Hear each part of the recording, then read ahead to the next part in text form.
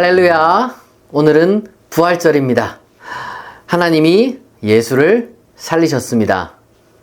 이 선포의 의미를 우리가 오늘 되새기면 좋겠습니다. 함께 묵상할 하나님의 말씀은 마태복음 28장 1절에서 20절입니다. 제가 낭독하겠습니다. 안식일이 다 지나고 안식 후 첫날이 되려는 새벽에 막달라 마리아와 다른 마리아가 무덤을 보려고 갔더니 큰 지진이 나며 주의 천사가 하늘로부터 내려와 돌을 굴려내고 그 위에 앉았는데 그 형상이 번개 같고 그 옷은 눈같이 희건을 지키던 자들이 그를 무서워하여 떨며 죽은 사람과 같이 되었더라. 천사가 여자들에게 말하여 이르되 너희는 무서워하지 말라. 십자가에 못 박히신 예수를 너희가 찾는 줄을 내가 아노라. 그가 여기 계시지 않고 그가 말씀하시던 대로 살아나셨느니라. 와서 그가 누우셨던 곳을 보라. 또 빨리 가서 그의 제자들에게 이르되 그가 죽은 자 가운데서 살아나셨고 너희보다 먼저 갈릴리로 가시나니 거기서 너희가 배우리라 하라. 보라, 내가 너희에게 일렀느니라 하거늘 그 여자들이 무서움과 큰 기쁨으로 빨리 무덤을 떠나 제자들에게 알리려고 다름질할세. 예수께서 그들을 만나 이르시되 평안하냐 하시거늘 여자들이 나아가 그 발을 붙잡고 경배하니 이에 예수께서 이르시되 무서워하지 말라. 가서 내 형제들에게 갈릴리로 가라 하라. 거기서 나를 보리라 하시니라.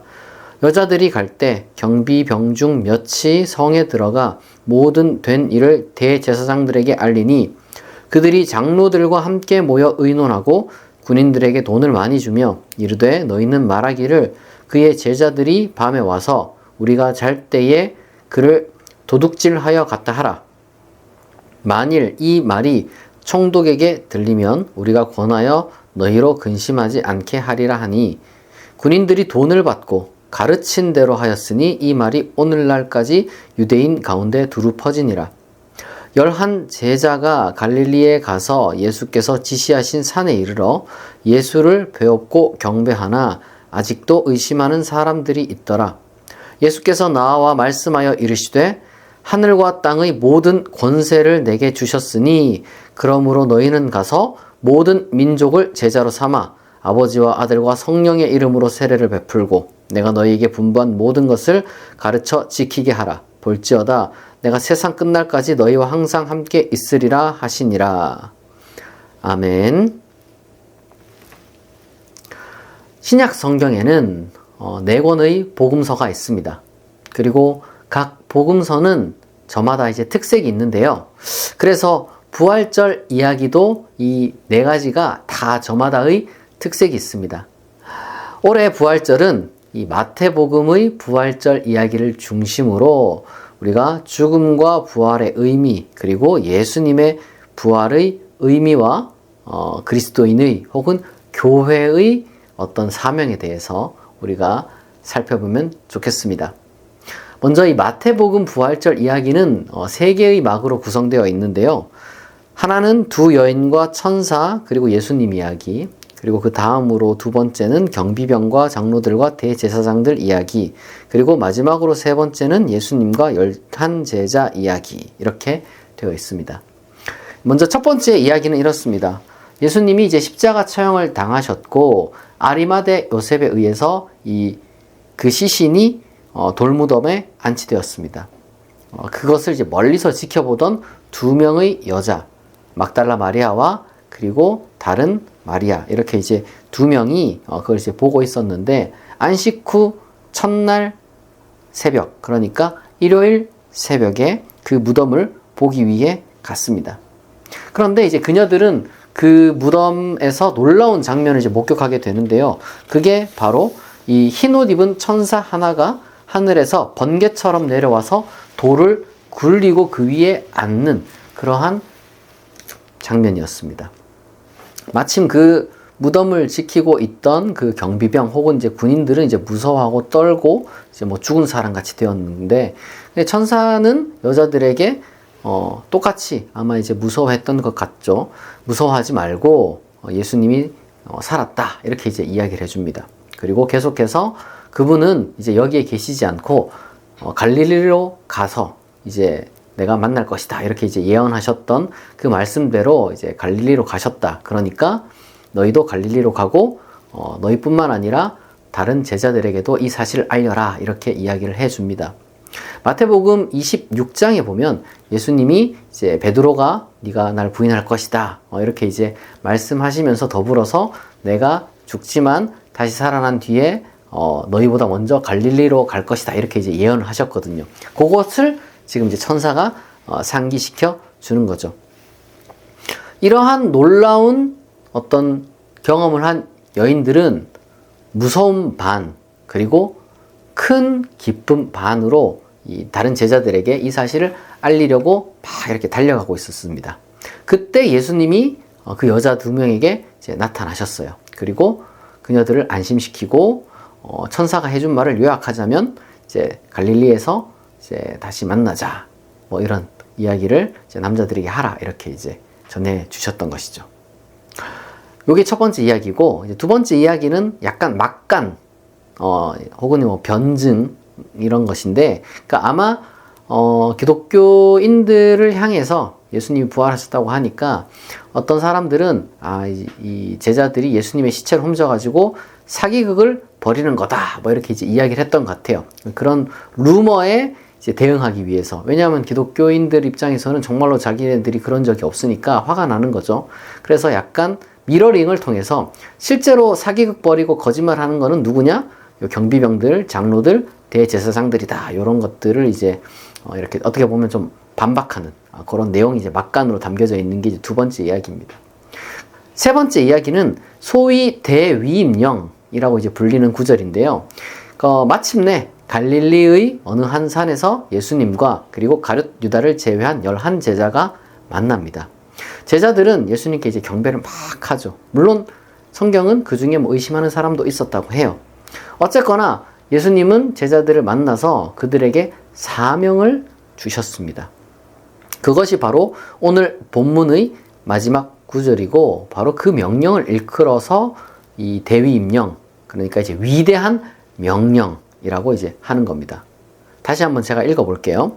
하늘과 땅의 모든 권세를 내게 주셨으니 그러므로 너희는 가서 모든 민족을 제자로 삼아 아버지와 아들과 성령의 이름으로 세례를 베풀고 내가 너희에게 분부한 모든 것을 가르쳐 지키게 하라.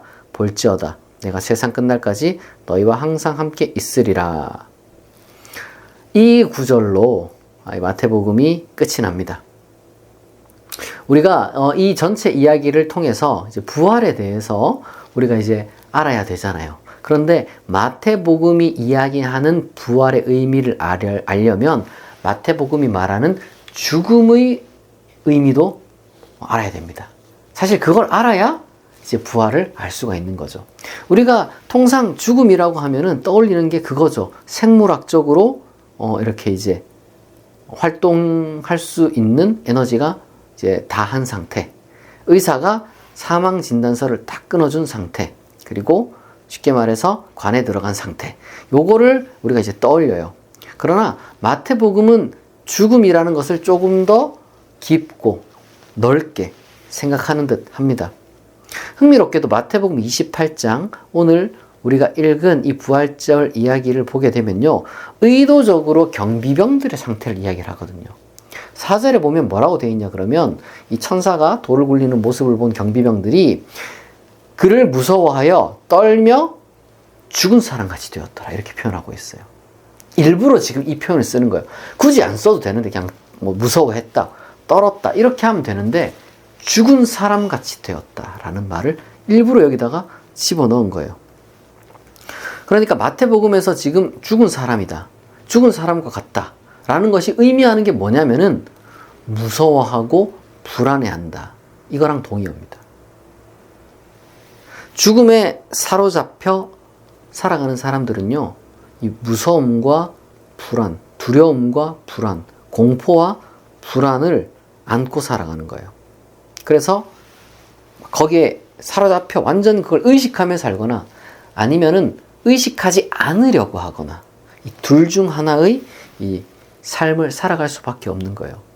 죽음이 지배하는 그 삶이라는 것은 결국 두려워하는 삶, 그리고 불안해하는 삶입니다.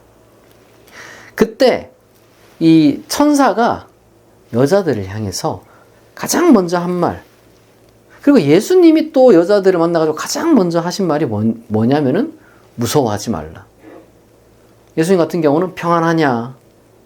무서워하지 말라. 그렇게 이제 말씀하시거든요. 왜 그렇게 말씀하셨을까요? 무슨 돌이 굴러가니까 위험하니까 겁내지 말라 뭐 이런 이야기였을까요?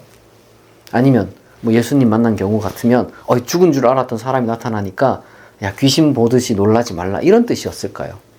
아니겠죠, 그런 게. 더 이상 이제는 죽음의 세력의 지배에 따라서 무서워할 필요도 없고 불안해할 필요도 없다라는 것을 지금 알려주시는 거예요. 누구나 자기와 그리고 자신을 둘러싸고 있는 그 삶이 무너질까봐 무서워하고 불안해합니다. 근데 여러분, 이거는요, 어떤 적절한 약물과 통제를 필요로 하는 어떤 신체적 뇌와 신경의 문제로 인한 질병이나 장애로 인한 어떤 공포와 불안이 아니에요. 그리고 사회적 정치적 차원에서 해결돼야 하는, 그리고 해결될 수 있는 그런 어떤 불안과 공포를 이야기를 하는 게 아닙니다. 이거는 보다 더 근원적인 거예요.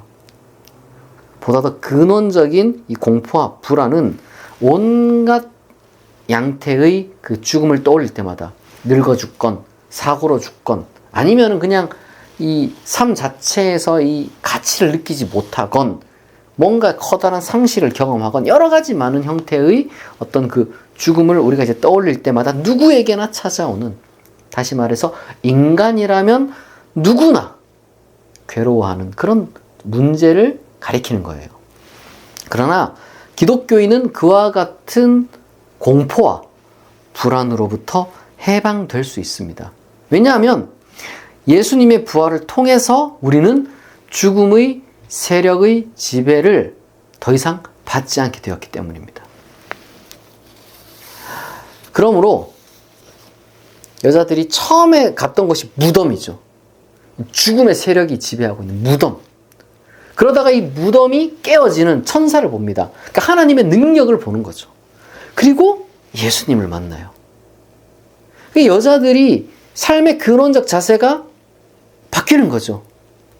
공포와 불안에서 기쁨으로, 그리고 평안으로 바뀌게 되는 겁니다. 그렇다면 우리가 중요한 건 그거죠. 어떻게 하면 우리도 부활한 예수님을 그럼 만날 수 있습니까? 이게 사실 여러분 제일 중요한 문제 아닐까요? 예수님이 11제자를 만나셔가지고 하셨던 말씀에 여기에 다 답이 들어있습니다. 예수님이 제자들을 만나가지고 뭐라 그래요? 마지막 대위임령 끝에 세상 끝날까지 내가 너희와 항상 함께 있으리라 이렇게 말씀하시잖아요. 그런데 여러분 제자들이 세상 끝날까지 아직 남아있는 게 아니잖아요. 그분들 다 돌아가셨어요. 그러니까 지금 이 말씀은 누구에게 하시는 것이냐? 직계 제자들 뿐 아니라 세상 끝날이 오기 전 모든 예수님의 제자들에게도 적용되는 말이에요. 그러니까 우리들에게도 적용되는 말이라는 겁니다. 마태복음은 예수님을 이 새로운 모세로 제시를 하거든요. 마치 예수님은 모세처럼 어린 시절을 겪어요. 그쵸? 그리고 마치 모세의 글, 그러니까 이제 모세 오경처럼 이 5편의 설교가 마태복음에 여러분 등장합니다. 산상수훈, 제자 파송 설교, 하나님 나라 비유, 교회 설교, 그리고 이제 종말에 관한 연설, 이렇게 5편이 마태복음에 등장해요. 그리고 예수님은 마치 모세가 가나안 땅에 들어가기 전 새로운 세대를 향해서 그가 설교를 했던 것처럼 제자들에게 유언을 남겨요. 그게 이제 대위임령의 맥락인 거예요. 맥락. 예수님은 다시 말해서 그분의 교훈, 그분의 가르침, 그분의 말씀으로 영원히 우리와 함께 하시는 겁니다. 그 말씀은 우리에게 명령으로 다가오는 거예요. 만약 여러분 우리가 따라서 예수님의 그 말씀들, 예수님의 가르침과 예수님의 교훈들을 궁극적 혹은 하나님의 진리로 우리가 받아들인다면 그 말씀하신 분이 우리 가운데 영원히 살아계시고 우리와 함께하는 거예요. 예수님의 말씀을 믿음으로 받아들이고 예수님의 말씀을 순종하고 실천하는 자는 진정으로 부활한 예수님을 만난 자와 다름없다는 겁니다. 마태복음에서 예수님은 스스로를 언제나 스승으로 그리고 그를 따르는 무리를 언제나 제자라고 불렀어요. 다른 관계가 아닙니다. 예수님은 항상 스승으로 그리고 항상 그를 따르는 자를 제자로 부르셨어요. 그래서 예수님이 이 마지막 유언인 대위임령에서도 뭐라고 합니까? 모든 민족을 뭘로 삼아라? 제자 삼아라 그래요. 제자. 우리가 이 제자 삼으라는 말을 자꾸 다른 식으로 막 해석을 하려고 해요. 제자 삼는 거는 다른 게 아닙니다. 스승이 있는 거죠. 누가 스승입니까? 예수님이죠. 그럼 스승과 제자의 가장 중요한 게 뭡니까? 스승의 그 정신과 교훈을 잇는 게 제자가 해야 되는 일인 거예요. 스승의 정신과 교훈을 기억하고 그리고 구현함으로써 비로소 참된 제자가 되는 거죠. 역설적으로 참된 제자가 있어야지 예수님은 우리와 함께 계시는 부활하신 분으로 고백될 수 있는 겁니다. 이게 여러분 놀라운 신앙의 신비라고 할 수 있는 거예요. 우리는 예수님의 제자가 되는 순간 예수님을 만난 것과 같은 것이 되고 예수님의 말씀을 우리가 기억하고 있는 것은 예수님과 함께하는 것과 다름이 없다는 거예요. 이게 바로 마태복음이 우리에게 가르쳐주는 진정한 의미의 부활신앙입니다. 여러분 정리하겠습니다. 죽음이라는 것은요, 이 삶을 공포와 불안으로 채우는 하나의 힘입니다. 그러나 부활은 이 삶을 기쁨과 평안으로 채우는 하나님의 힘입니다. 예수님의 부활은 인간에게서 두려움과 불안이 사라질 수 있는 놀라운 일이 하나님의 은혜로 말미암아 이루어졌다는 선포예요. 부활절 이야기는 실제로 여러분 그런 사건을 담고 있는 겁니다. 제자들에게서 그 가장 겁먹고 가장 불안해하는 그런 가장 연약한 인간들을 가장 담대하고 가장 평안하고 가장 놀라운 기쁨을 가진 그러한 사람들로 바꾸어 놓았어요. 그게 여러분 부활절에 일어났던 사건입니다. 또한 우리가 부활하신 예수님을 만난다는 것은 예수님이 우리와 항상 함께 한다는 것이죠. 여러분 그것은 예수님의 말씀을 믿는 것, 그리고 순종하는 것, 그리고 구현하는 것이라는 것을 우리가 기억해야 할 것입니다. 여러분 그것이 놀랍게도 어떤 일을 이루느냐? 예수님의 그 말씀이 우리의 삶을 기쁨과 평안으로 채우는 거예요. 그냥 단순하게 예수라는 두 글자에 무언가 이제 어떤 주술적인 의미를 담는 게 아니라 예수님이 하셨던 그 모든 말씀들, 그리고 예수님이 그 삶으로 보여주신 그 모범들, 그것을 내가 이제 따라가는 것, 여러분 항상 기억하고, 그리고 이제 그것을 내가 순종하고 구현하면은 우리의 삶이 변화합니다. 이거는 경험한 제자들이라면 누구나 다 고백하지 않을 수가 없을 거예요. 우리는 지금 현재 살아가는 세상 속에선 여전히 그 죽음의 세력이 지배하고 있는 어떤 그런 것들을 경험하고 있습니다. 그러나 부활하신 예수님이 우리 가운데 함께 있기에, 다시 말해 그분의 말씀이 우리 가운데 있기에 우리는 두려워하지 않고 담대하게, 그리고 불안에 떨지 않고 평안을 누리며 기쁨으로 살아갈 수가 있는 것입니다. 여러분 오늘은 부활절입니다. 하나님이 예수를 살리셨습니다. 그리고 우리는 그 부활하신 분의 제자입니다. 이 부활절을 맞아 설교를 듣는 여러분의 삶이 예수님의 부활과 더불어서 새롭게 변화되어 그 삶이 기쁨과 평안으로 가득 채워질 수 있기를 진심으로 축복합니다.